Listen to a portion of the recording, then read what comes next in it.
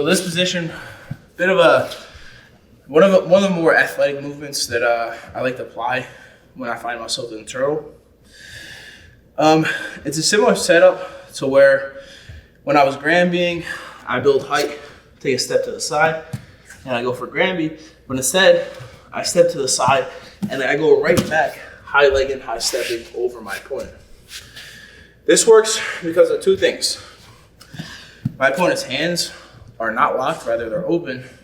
I'll do them in situations where he has a claw and a tight waist. This is a good time to start implementing this movement. Also, this works because I'm able to circle my hips away before bringing them back over top of him. When my opponent's on top of me, I start here in the turtle position, toes dug into the mat. As I build height, I start taking a cross step away, and because my opponent's still on his knees, I can look to step in and then step high over my opponent. From here, he almost always looks to turn away, force the turtle position, where we know we're dominant from, we can get attacking and choking from here.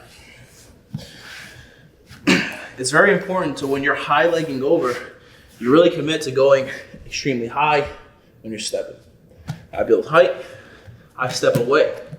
I step 2 on 1, my second leg comes nice and high.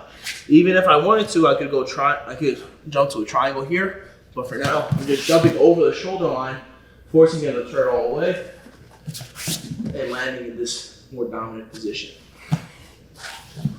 Again, very important. So when my left leg is stepping over the shoulder line, I'm going very high. I'm getting him extended and off balance with my high step. I'm starting here. I start building height. Take 1 step away, 1 step close. Then I go for my high step. He turns away. I'm chasing in this position right here. If I'm solo, it looks a bit like this. In turtle, build height, step away, step to it. Boom.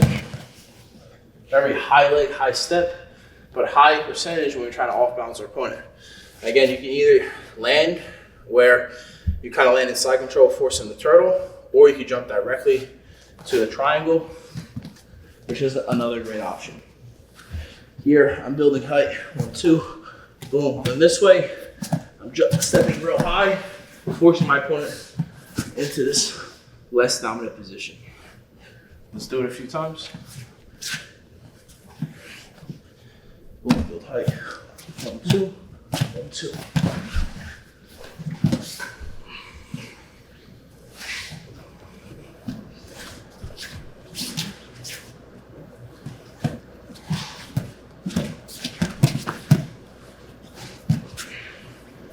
There's a few factors in here that really help me complete this move. Number 1 is that he doesn't have his hands locked. In a situation where a guy's going for a claw ride and a tight waist, this is good to do. If he's locking his hands, we're going to do something else. In addition to that, his hips have to be lower than ours.